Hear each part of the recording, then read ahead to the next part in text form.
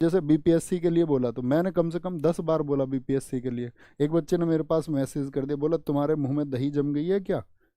अरे भाई, हमारे मुंह में दही जमने की बात नहीं है। हमारे मुंह में दही जमने की बात नहीं है मेरे साथी। बात यह है कि आपको अपनी आवाज़, जितनी तरह से शिक्षक आपका साथ दे रहे हैं, उतनी बुलंद तरीके से आपको उठानी चाहिए थी। हम यूपी पुलिस के आंदोलन में गए, हमने अपने साथी अध्यापकों से बात करी। वहां पर फॉर्म भरे गए थे 50 लाख, बच्चे कितने आए? 20,000। जिस दिन तुम सबसे बड़ी शक्ति बन जाओगे, तो मैं कह रहा हूँ किसी अध्यापक की जरूरत नहीं है आपको। किसी अध्यापक को तुम्हारा मूवमेंट चलाने की जरूरत नहीं है, आप स्वयं चला सकते हो। इस देश में क्या छात्रों ने आंदोलन नहीं चले? क्या इस देश में छात्रों ने साथी संघर्ष नहीं किया? भगत सिंह अपने छात्र वर्ग के जीवन में उस समय पर थे, जिन्होंने स्कूल को छोड़कर ये कहा कि जलियांवाला की मिट्टी भर के कि मैं इस मिट्टी के लिए जीऊंगा। वो गट फीलिंग तुम्हारे अंदर होनी चाहिए।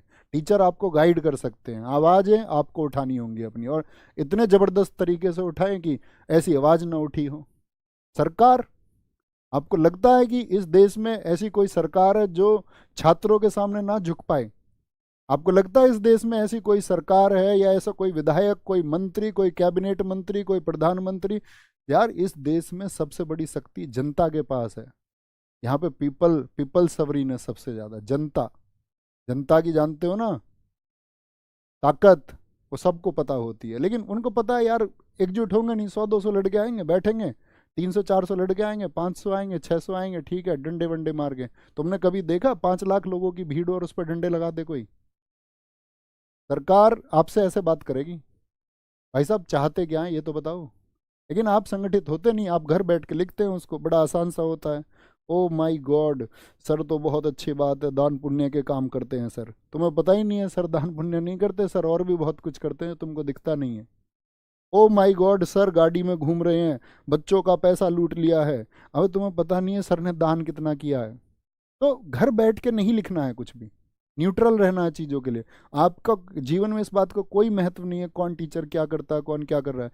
अपने लिए आवाज़ उठानी सीखो, संगठित होना सीखो, अपने हितों के लिए पहचानना सीखो कौन व्यक्ति हमारे जीवन के लिए सही है या नहीं है। और उसके बाद में चौथी चीज़ बचती है, जम के पढ़ाई।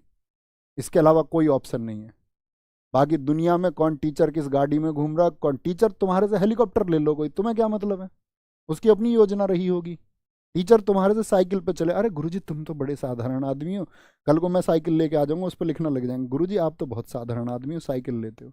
अरे क्या पता गुरुजी साइकिल पे आई ही इसलिए रहे कि तुम देखो साइकिल पे और तुम्हारी अच्छी भावनाओं में लिखो। झूठे कैरेक्टर बहुत है दुनिया में। मैं कल से आने लग जाऊं तुम्हें एक ऐसी टी शर्ट सी और यहाँ से फट रही हो कंधे से, वह गुरुजी तो बहुत सीधे से, ये सीधा होना नहीं है, इसको एक्टिंग बोलते हैं। आओ आगे। तुम्हें कितना भी मैं समझाऊं, तुम, वो होता है ना 12 साल वाली कहावत है ना, मेरी जिंदगी चली जाएगी लेकिन वो 12 साल पूरे नहीं होंगे तुम्हारे, देख लेना तुम।